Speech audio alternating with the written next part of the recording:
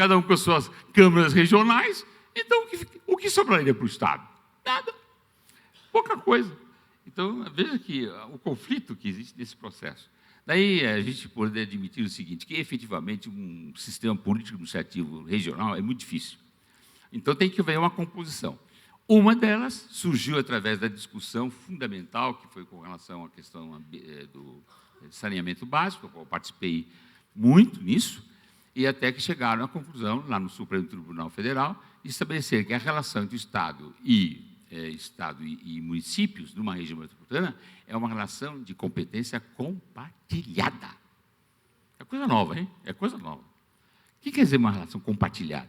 É que o exercício dessas competências tem que ser juntas, conjuntamente. Não pode ser separado, gente. O interesse metropolitano não é nem só dos municípios, nem só do Estado. É do conjunto naquela região determinada. Esse é o primeiro ponto, o compartilhamento das competências do Estado em relação às chamadas funções públicas de interesse comum, e dentre as quais, evidentemente, a questão de mobilidade, a questão do metrô, a questão do saneamento básico, mais ainda o problema seríssimo corresponde à questão relacionada com a poluição ambiental, poluição urbana, que é seríssima, complicada, né? O uso do solo, que é uma questão também de grande importância. Tudo isso se refere às funções públicas de interesse comum. Tem que ser funções, nesse caso, quando regionais, compartilhadas entre Estado e municípios. Mesmo assim, apesar de termos essa dimensão, essa, digamos assim, visão clara do que significa esse compartilhamento, em termos executivos, de execução, é muito difícil, é muito complicado. Portanto, senhores, a questão metropolitana está sempre aí presente, porque a complexidade urbana, social, política, econômica é muito grande, especialmente num sistema nosso, que é o sistema, por que não dizer, é um sistema de mercado, não é? Ou não? É um sistema de mercado, é um sistema do capital, é um sistema capitalista, é um sistema em que os conflitos de mercado, os conflitos de capitais é muito grande. Então, não é fácil simplesmente dizer assim, olha, vamos fazer a coordenação pública. Não basta a coordenação de ordem pública. Existe uma coordenação relacionada com o forcejamento, a articulação com o setor privado, que tem uma importância fundamental dentro do processo de execução desses programas metropolitanos. Tem a importância coube a mim, basicamente, fazer essa visão muito geral, muito abrangente. Eu sei que o Pedretti e outros vão fazer as suas singularidades em função do que está acontecendo hoje, basicamente, na região metropolitana de São Paulo. Era isso que eu queria dizer. Muito obrigado.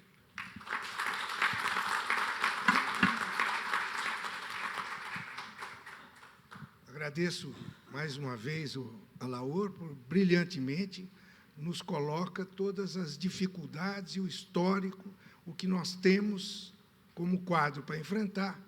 Vamos ouvir agora o Pedretti, como eu disse, vice-presidente da Implaza, e que participou diretamente da institucionalização das 5 regiões metropolitanas citadas pelo Alaor e está com a mão na massa em função da Implaza ser o agente, fazer o papel de agência na região metropolitana de São Paulo. Então, passo a palavra ao Pedretti, que vai nos contar agora como vem enfrentando todas essas dificuldades apresentadas pela Alaor. Por favor, Pedretti. Bom dia a todos.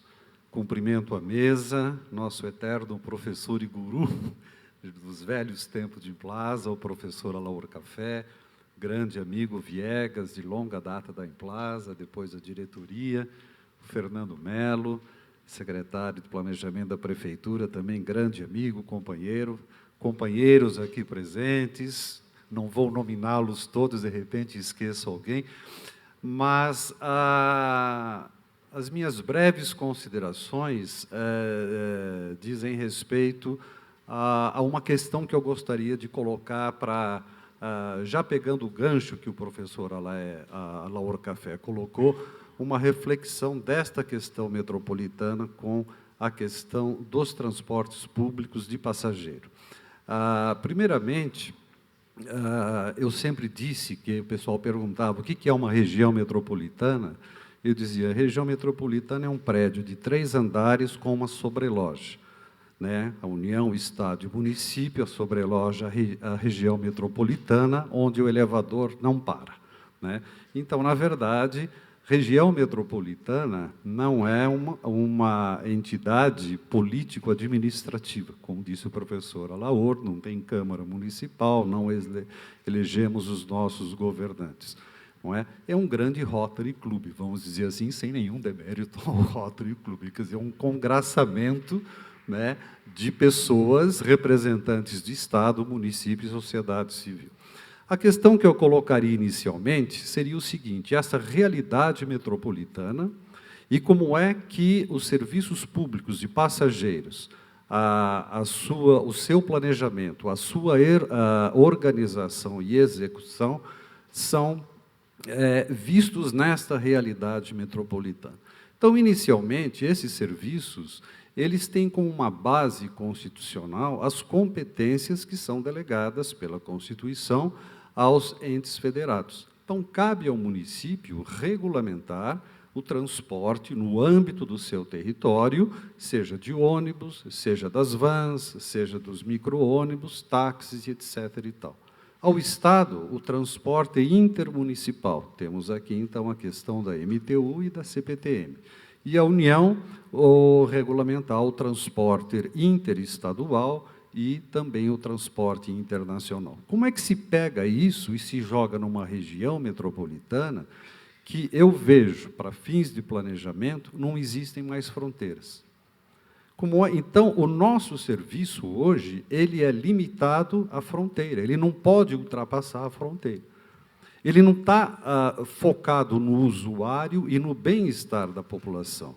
Ele está focado em normas constitucionais. Aquele ônibus de Santo André, ele não pode ultrapassar a fronteira. Ele deixa o passageiro, ele atravessa a rua e pega um outro serviço de transporte de um outro município. Essa é a grande questão que o professor colocou e da dificuldade de nós promovermos a integração das políticas públicas, seja do Estado, seja dos municípios, na execução desses serviços ou das funções públicas de interesse comum. Então, há uma dificuldade muito grande a respeito de colocar o guiso no gato. Como é que isso pode funcionar? Do outro lado, nós vemos exemplos internacionais. Nova York, por exemplo, a região metropolitana, no que concerne a execução dos transportes públicos, ela é interestadual, ela pega 3 estados. E lá é administrado ônibus, metrô, táxi, trens e assim por diante. Quer dizer, existe uma agência metropolitana para isso. Isso se repete em Paris, se repete em Londres, em outras cidades. Nós temos uma dificuldade muito grande, no meu entender, devido a esta questão constitucional e à divisão das competências aos entes federados. Então, nós não temos esse Estado metropolitano e nem esse município metropolitano. Mas eu acredito, professor Alaor, que é difícil, mas nós estamos conseguindo dar alguns passos nisso aí. A primeira coisa foi o que foi tratado na Constituição de São Paulo em 89, e que foi festejado agora nessa ação do Supremo Tribunal Federal, nessa ação direta de inconstitucionalidade do Rio de Janeiro, quando se tratou desta questão do saneamento.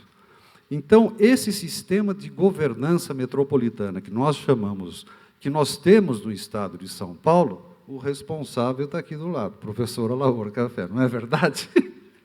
Né? É histórico, é verdade. Eu acho que a gente tem que dizer esse trabalho todos que nós tivemos. Então, na época que o ministro Lewandowski era presidente da Implaza, não foi isso? Né? Nós construímos, com a orientação do professor Café, esse capítulo hoje que está na Constituição de São Paulo, que é a organização regional dos artigos 152 a 158.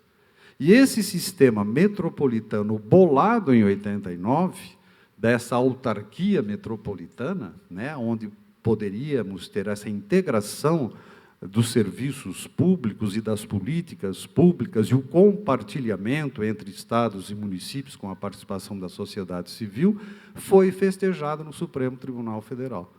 Então, quem ler os votos do ministro Lewandowski, do Joaquim Barbosa e do Gilmar Mendes, eles citam esse exemplo de São Paulo, já de 89. Citam esse exemplo. Então, hoje, o que nós temos no estado de São Paulo, com as 5 regiões metropolitanas institucionalizadas, e tem uma nova, viu, Alaor, que é a de Ribeirão Preto, que já foi aprovada, sancionada pelo governador, e vamos agora fazer a implantação, né? Então, o que nós temos dando base a tudo isso é esse sistema de governança metropolitana. E que, hoje, eu acho que é o exemplo nacional. O difícil é a gente colocar em prática isso. O interessante, o que está acontecendo? De um lado, nós não temos conseguido fazer esse compartilhamento de ações ou a integração de políticas públicas, mas já existem ações judiciais quando não se faz isso. Então, eu cito um caso de saneamento recente do município de Guarulhos, que editou 3 leis a respeito do Sistema Básico de Saneamento e construção de estações de esgotos mediante PPPs. A Sabesp, representando o governo de São Paulo, disse o seguinte: tudo bem, não tem problema, mas esta é uma questão de interesse metropolitano, e isso tem que ser discutido no âmbito do colegiado. E isso não foi feito. Então, foi movida uma ação direta de inconstitucionalidade, e essas 3 leis foram declaradas inconstitucionais pelo Tribunal de Justiça de São Paulo. Claro, tem recurso e tudo mais, isso aí. Mas esse não é o caminho da gente implantar a governança metropolitana, mediante a judicialização. Então, eu acho que hoje nós vemos, e temos trabalhado muito nisso, né, principalmente agora com a decisão do Supremo Tribunal, para que nós possamos, então, começar a criar esse ambiente para que nós possamos fazer essa integração das políticas públicas e o compartilhamento entre estados e municípios e a participação da sociedade civil. A outra questão que se coloca é que nós temos, hoje, um instrumento em andamento, que é o Plano de Desenvolvimento Urbano da Grande São Paulo, né? Inclusive, o Fernando, nosso braço direito, a Prefeitura de São Paulo tem nos auxiliado muito na elaboração desse plano, que é um plano compartilhado. E aí também tem uma outra pequena história, porque isso vem do Estatuto da Metrópole, que foi aprovado em janeiro do ano passado. E aqui tem o Eduardo Rotes, meu colega. Nós dois fomos os responsáveis por isso, né?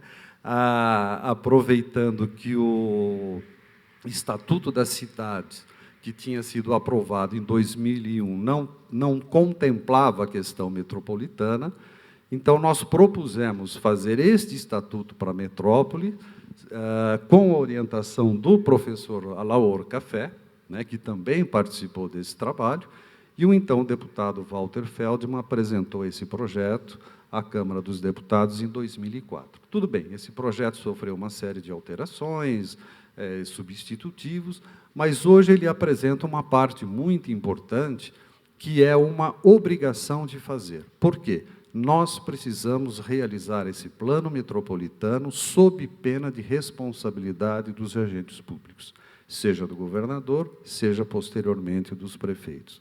E este plano será aprovado por lei, deverá ser aprovado por lei. Então, nós já iniciamos com o apoio dos municípios da região metropolitana de São Paulo, principalmente da Prefeitura de São Paulo, que tem uma grande expertise e know-how na elaboração de planos, né, Fernando? Terminar o plano diretor, a lei de zoneamento. Temos uma colaboração muito grande também no consórcio do Grande ABC, da Universidade também do ABC, e estamos, então, já numa fase, acho que do meio para o final, realizando as oficinas públicas. Inclusive, Viegas, me perdoe, o Chucre, presidente da Emplasa, Fernando Chucre, não pôde comparecer em função hoje de uma oficina que está sendo realizada aqui na zona oeste da região, no município de Barueri. Tá? Me perdoe, tinha esquecido. Então, esta é a oportunidade, esse é o convite que eu faço para a reflexão. Eu acho que todos nós somos corresponsáveis do andamento desta matéria, não é? Vejo aqui também um velho amigo, né, o professor Jurandir também, ex-presidente da Emplasa, que muito batalhamos também para essa questão metropolitana, né? Se quiser, sempre defendendo. Eu acho que nós estamos aqui entre amigos e defendendo essa questão, só que nós precisamos, eu acho, que dar as mãos e aproveitar esses momentos, como o do PDUI hoje, onde nós podemos trabalhar já o início desta construção, desse serviço compartilhado ou da integração de políticas públicas na região metropolitana, no que diz respeito ao transporte público. O PDUI está tendo, inclusive, representantes, né, da STM, Viegas, e outros têm participado das discussões e das construções de propostas desse plano, mas o importante é que todos possam participar deste plano para que a gente possa, então, iniciar esse processo de construção. Não é fácil, mas eu acho que a gente tem que dar um primeiro passo nesse sentido. Bom, em resumo, Viegas, são essas as considerações, e eu gostaria, se possível, de passar, então, um filme de 1 minuto sobre o PDUI, né, e convidando a todos a acessarem a página. Nós temos um grande portal desse PDUI, para que a gente possa, então, fazer uma discussão bastante ampla sobre esse tema. Muito obrigado. Essa é a região metropolitana de São Paulo, a 6ª maior aglomeração urbana do mundo. Aqui estão concentrados 18% do PIB nacional. Região formada pela capital paulista e mais 38 municípios, com uma população total de 21 milhões de habitantes. Pessoas cada vez mais conectadas e integradas. Uma estrutura urbana desse porte traz, sem dúvida, muitas oportunidades e desafios. Um exemplo muito importante é a questão da mobilidade urbana. É comum pessoas atravessarem cidades de um extremo ao outro, ou mesmo morarem em uma cidade e trabalharem ou estudarem em outra. Imagine os gargalos gerados.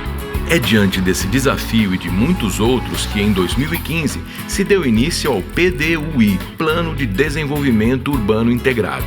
Seu principal objetivo é proporcionar a coexistência de todos por meio da construção de uma metrópole mais igualitária, com várias centralidades distribuídas pelo território, oferecendo opções diversificadas de trabalho, moradia, educação, comércio, serviços, saúde e lazer.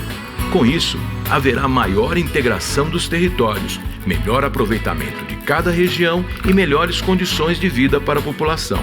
A elaboração do PDUI é um processo contínuo de discussão, colaboração e integração de conhecimentos entre Estado, municípios e a União, além, é claro, da sociedade civil. Somente com a participação de todos conseguiremos ter um processo democrático e legítimo e que reflita as reais demandas metropolitanas. Por isso, vamos juntos conhecer melhor, discutir e contribuir para a elaboração desse plano tão importante. Acesse nosso site e veja como. Governo do Estado de São Paulo.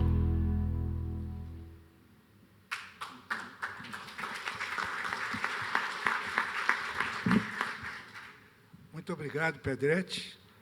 Acho que estamos caminhando para ter uma visão completa do problema e do que nós temos aí para frente para enfrentar.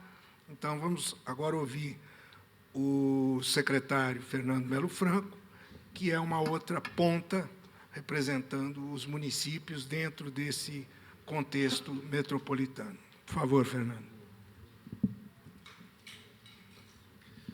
Bom dia a todas e todos. Bom dia, professora Laor, Viegas e Pedretti.